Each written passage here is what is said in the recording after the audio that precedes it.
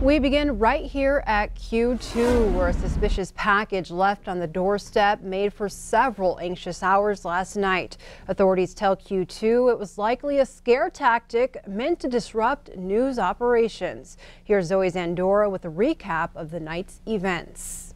That's right, Victoria. Police were cleaning up Monday night until around 10 p.m. from the debris that was left on the side entrance of the building, which was from making sure the possible threat had been eliminated. I was told after the police got the call and arrived on scene that it was determined there was a level of concern about the package.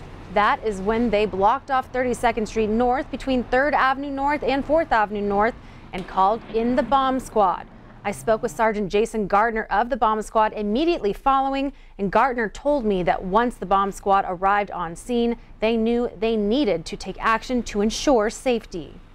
We had deployed one of our bomb squad robots, and it was able to go up and evaluate and look at the device.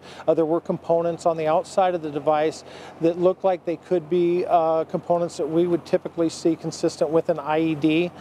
So with that information, and we had a nice shot that we were able to take with our disruptors on our robot, we fired a water shot at the device and disassembled it on site. You know, it's hard to tell exactly what the intentions was of whoever made it, but again, I think it was made with the intention to raise alarm and to cause, people to feel uncomfortable. And given the, recent events have happened nationwide, it's hard to tell if that's what motivated an individual to do something like that or not.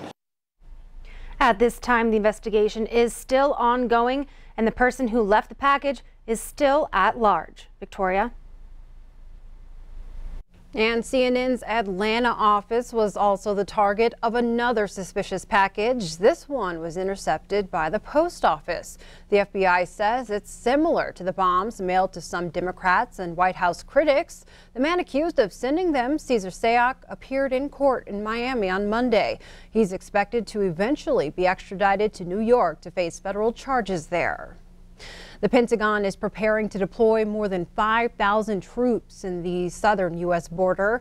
They will assist Border Patrol agents preparing for the arrival of a large caravan of Central American migrants. The soldiers, who do not have the authority to apprehend migrants, will strengthen security at points of entry and close gaps along the border. Most of the people in the caravan are on foot. They're still more than 800 miles away from the U.S. border. President Trump will be in Pittsburgh today in a show of support after the city's deadly synagogue shooting. The president's visit comes as the first funerals are being held for the 11 victims. On Monday, a judge ordered suspect Robert Bowers held without bail. Prosecutors say they intend to seek the death penalty.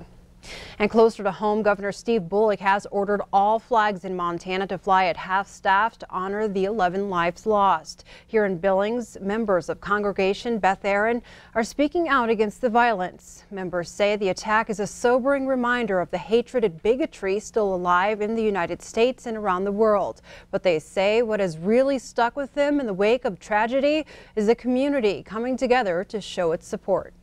You wouldn't think that in today's society we would be hearing of such things, especially in the United States. But one of the sort of shining lights that came out of it was the outpouring immediately from the community. We had numerous Christian congregations and community members calling our congregation here or reaching out to us on Facebook, just saying, we stand with you in solidarity. We are so glad that you are here in the community, and we wish you nothing but love. Salzberg tells us she's also thankful for the Billings Police Department, who without any prompting began to run extra patrols in the area. On the campaign trail, President Donald Trump is set to return to Montana for a fourth visit since July this weekend. The president will hold his rally at the Bozeman Yellowstone International Airport Saturday. Doors will open at 9:30 in the morning, and the event is set to start at 12:30. Tickets for the rally are available on the Donald Trump website. This visit comes just a little more than 2 weeks after the president rallied supporters in Missoula.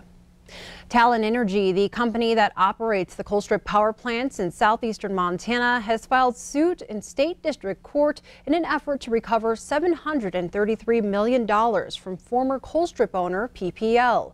Talon, a part owner in the Colstrip plants, alleges that in 2014, PPL wrongfully transferred $733 million in proceeds from the sale of its hydroelectric dams to Northwestern Energy. Talon's lawsuit contends those funds should have stayed with PPL's Montana holdings. Without those funds, Talon says it is unable to fulfill its pension and benefit obligations to workers at the Colstrip plants, nor can it meet its environmental cleanup obligations. As of today, 320 workers are employed at the Colstrip power plants. Talon President Dale Lebsack says over the past 2 years, the company has worked tirelessly to improve the difficult financial condition of the Colstrip power plant that was inherited from PPL. He goes on to say, quote, "We are asking PPL to fulfill its obligations to the Colstrip plants, the state of Montana, and to the plant's employees and retirees." The Montana Television Network, along with multiple other stations across the country owned by Cordillera Communications, will soon have a new owner. The EW Scripps Company will purchase the television side of Cordillera for more than $500 million. In the deal, Scripps will acquire 15 television stations, including the MTM stations here in Montana, as well as stations in Kentucky, Louisiana, Colorado, California, and Texas. The Scripps Company will now own 51 television stations with a reach of nearly 21% of households across the United States. The deal is expected to close in the first quarter of 2019. Before we take a break, Halloween can conjure up images of cemeteries for many of us, but traditional graveyards could become a thing of the past as time goes on. CBS's Laura Podesta shows us how researchers in New York are developing futuristic final resting places. More than 500,000 people are buried in Brooklyn's Greenwood Cemetery, but it's reaching its capacity. 5 years ago, I said 5 years. But now we're really down probably to the last 3 to 5 years.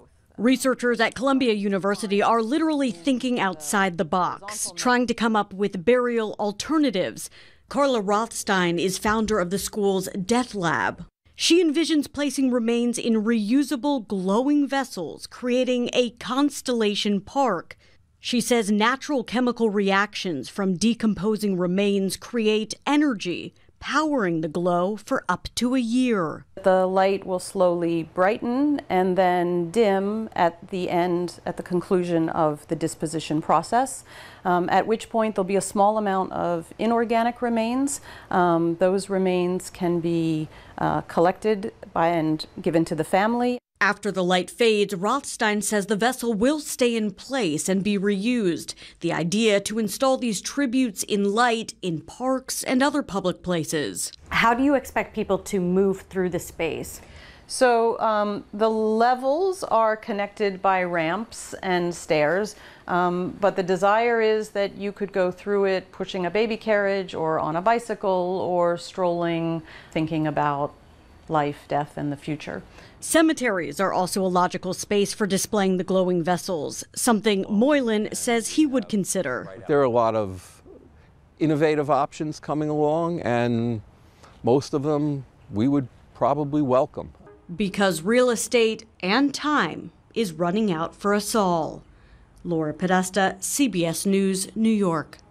And the Death Lab has funding behind its project, but admits it could be years before a working prototype is built.